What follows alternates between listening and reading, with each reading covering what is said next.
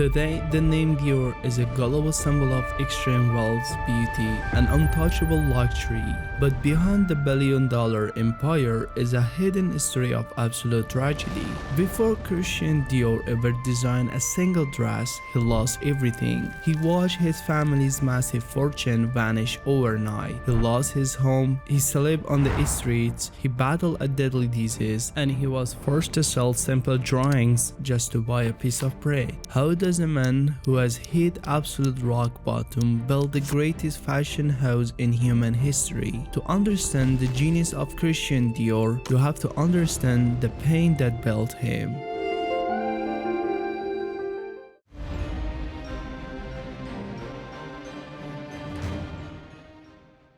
Christian Ernest Dior was born on January 21st, 1905 in a seaside town in Normandy, France called Granville. You might think his family was already in the fashion business, but their wealth actually came from something much dirtier. They own a highly successful fertilizer and a chemical manufacturing company. Because of this dirty business, Christian lived a life of total privilege. His family lived in a spectacular cliffside mansion called Les Rooms. The house was painted in a soft pink and gray, colors that Christian would later use to build his fashion empire. His mother, Madeleine, was a woman who loved elegance. She built an incredible, lush garden at their home. Young Christian spent hours in this garden, falling deeply in love with flowers and the natural architecture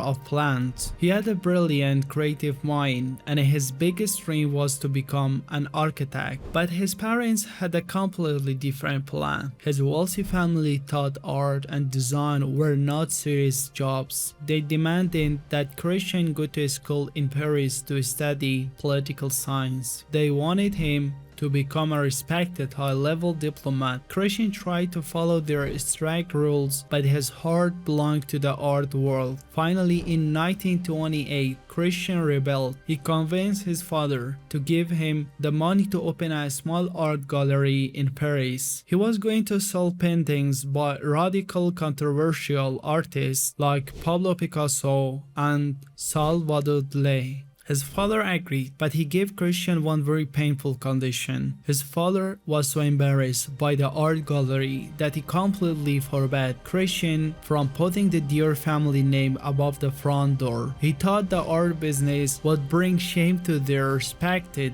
wealthy name. For a few short years, Christian was finally happy. He was surrounded by creativity. But then, the year 1931 arrived and it brought absolute hell. The Great Depression hit and the global economy crashed. The Dior family's massive fertilizer business completely collapsed. Overnight, the fortune was gone, but the money was only the beginning of the nightmare. That exact same year, Christian's beloved mother, Madeleine, died. His brother suffered a severe mental breakdown and was institutionalized. With no financial support left, Christian's art gallery was forced to close. He was left stranded in Paris. The wealthy boy from the pink cliffside mansion was suddenly homeless. He had no income, no place to live, and he was starving. Distress and poverty broke his body, and in 1934, he contracted tuberculosis, a highly deadly lung disease. He was at the absolute lowest point a human being can reach. But in this dark,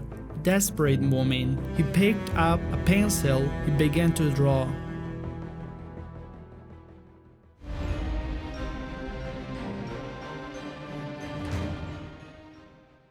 In 1934, Christian Dior was a broken man. He was homeless, penniless, and suffering from a deadly case of tuberculosis. But in his darkest moment, he realized he had one skill left to keep himself from starving. He knew how to draw. Christian taught himself how to sketch women's clothing. He swallowed his pride and started walking the streets of Paris, selling his drawings of hats and dresses to local tailors just to buy a piece of bread. Slowly, his incredible talent began to show. In 1937, a famous fashion designer named Robert Piguet saw his sketches and gave him his first real job. Finally, Christian was making a living again, but just as his life was turning around, the world completely fell apart. In 1939, World War II began. Christian was drafted into the French military, but the fight did not last long. In 1940, France fell to Nazi Germany. Paris was occupied by the enemy. Christian fled to the south of France, where he lived on a small farm with a person he loved most in the world, his youngest sister, Catherine. To survive, the future king of fashion was forced to dig in the dirt, growing vegetables to sell at the local market. But by 1941, Christian had to return to Paris to find a real work. He was hired by a major fashion house ran by Lucien Lelon. This job saved his life, but it came with a dark, heavy secret: to keep the French fashion industry open and to stop their workers from being sent to brutal Germanic weapon factories. Christian and his team had to serve the enemy. Christian Dior was forced to design beautiful, luxurious dresses for the wives and girlfriends of high-ranking Nazi officers and wealthy French traitors. Imagine the psychological torture. The very people who had destroyed his country and terrorized his friends were the exact same people he had to smile at, measure, and dress in expensive fabrics. But while Christian was trapped making clothes for the enemy, his beloved younger sister, Catherine, chose a much more dangerous path. Catherine joined the French resistance. She became a highly classified intelligence agent for a secret network called F2. While Christian was sketching dresses, Catherine was secretly tracking the movements of German troops and gathering vital information to help the Allies plan the D-Day invasion. She even used Christian's own Paris apartment to hide secret documents and host underground meetings right under the Nazis' noses. For years, she risked her life every single day. But on July 6, 1944, her luck ran out. Catherine was betrayed. She was arrested by the Gestapo, the brutal secret police. She was taken to a terrifying torture center in Paris. For days, they beat her. They submerged her in freezing ice water to the point of death, demanding she give them the name of her fellow resistance fighters. But Catherine Dior possessed an unbreakable spirit. Despite the horrific agony, she never said a single word. She protected her friends and saved their lives. When Christian found out his sister had been taken, he was frantic. He used every single contact he had, even begging a powerful Swedish diplomat to intervene and save her. He was desperate, but it was too late. Just days before, Paris was finally freed from the Nazis. Catherine was thrown onto one of the last prison trains leaving the city. She was deported to the Ravensbrück, a notorious and deadly concentration camp for women.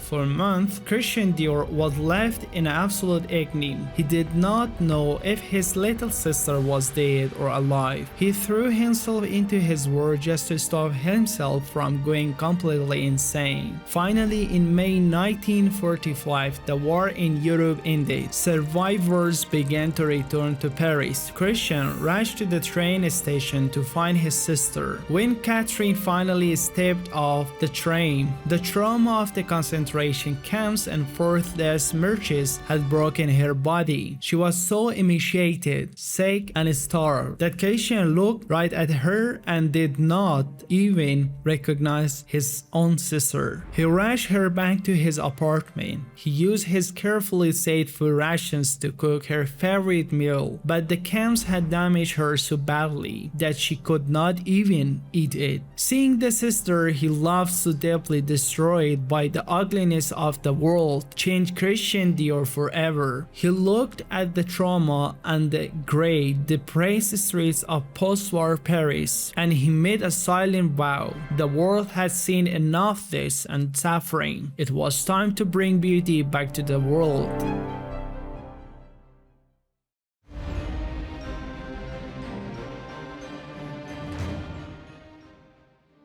In 1946, Paris was still a broken city. The war was over, but the depression was not. People were surviving on the strict rations. Fabric was limited by the government, so women wore dull, square, practical clothes that looked like military uniforms. Christian Dior looked at the gray streets and knew the world desperately needed a reason to dream again. Right at this moment, the richest man in France knocked on his door. His name was Marcel Boussac, and he was known as the king of Acadien. Marcel had a massive textile empire, and he wanted to hire Christian to save an old failing clothing brand called Philippe et Gaston. For a man who had been homeless and starving just a few years earlier, this was the ultimate dream job. It was safe, secure, and backed by millions of dollars. But Christian did something completely shocking. He looked at the richest man in France and he said no. Christian remembered the dark days. He remembered losing his family's fortune and almost losing his sister. He realized that life was too short to build someone else's dream. He told the billionaire that he would not revive a dead brand. He would only work if he could start a brand new fashion house built from the ground up. And most importantly, it had to carry his own name, the very same name his father had once banned him from using in public. It was a massive, arrogant gamble, but Marcel Boussac saw the intense fire in Christian's eyes. The billionaire agreed. He gave Christian the money to open a small shop at 30 Avenue Montaigne in Paris. Christian had only a few months to prepare his very first collection. He worked like a madman. He was incredibly superstitious, constantly visiting a fortune teller named Madame de la Haye to help him make business decisions. With her encouragement, he pushed his designs to the absolute extreme. On February 12, 1947, the doors finally opened. The most powerful fashion critics in the world sat in the audience, waiting to judge him. The room was sprayed with a brand new, secret perfume. Then the models walked out, and the entire room physically gasped. Christian Dior did not just design clothes, he designed a revolution. Instead of flat, boring work clothes, Dior's models wore jackets with tiny, pinched waists and massive, heavy flowing skirts. To make just one of these skirts, Dior used up to 20 yards of luxurious fabric. The editor of Harper's Bazaar magazine, Carmel Snow, was completely stunned. She looked at the Christian and said, "It is quite a revolution, dear Christian. Your dresses have such a new look." Overnight, the new look became a global obsession, but it also triggered massive explosive anger. To the rich and famous, the dresses were a beautiful dream, but to the regular citizens who had survived starvation and were still living under strict government rationing, the dresses were a terrible, wasteful insult. Governments urged people not to buy the clothes. The anger spilled right out into the real world. One afternoon, a beautiful Dior model was taking photographs in a Parisian street market. Suddenly, she was violently attacked by a group of furious women. They beat her and physically ripped the expensive dress right off her body in the middle of the street. It looked like a massive public relations disaster. But Christian Dior was a secret genius. He knew that the anger and the protests were the best free advertising in the world. The controversy put the name Christian Dior on the front page of every newspaper on the planet. Millions of women secretly craved the beauty and luxury they had been denied for so long. And for the woman who could not afford a massive expensive dress, Christian had a brilliant backup plan. Remember that secret perfume he had sprayed in the room on the day of the show? He launched it to the public for a fraction of the price of a dress. And to honor the bravest person he knew, the war hero who survived the concentration camps to inspire him, he named the perfume after his sister. He called it Miss Dior. In just one single day, the homeless, starving artist had become the undisputed king of the fashion world.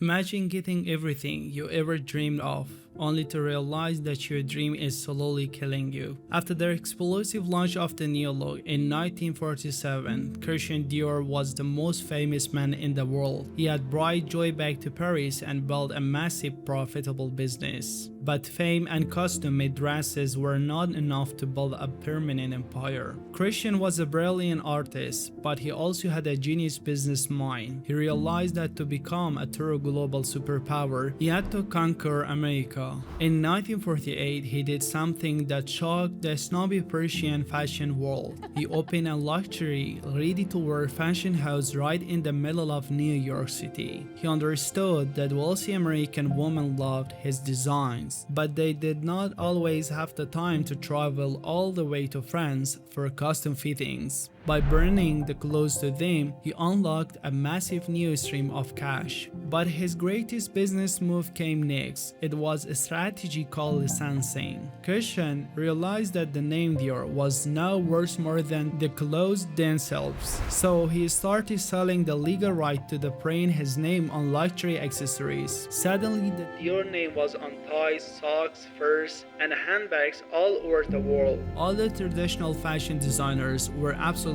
furious. They accused him of cheapening the art of high fashion just to make a quick buck. But Christian did not care about their complaints. He knew exactly what he was doing. In just a few short years, this brilliant licensing strategy made his company the absolute monopoly of the French fashion export industry. Half of all the fashion exports leaving France carried the name Dior. He was rich beyond his wildest dreams, but beyond closed door, the pressure was completely crushing him. The house of Dior was a relentless machine, and it demanded new miracles every single season. Christian was forced to design thousands of original sketches a year. The boy who just wanted to be a quiet architect was now trapped in a golden cage of global fame. He was naturally a very shy, gentle, and nervous man.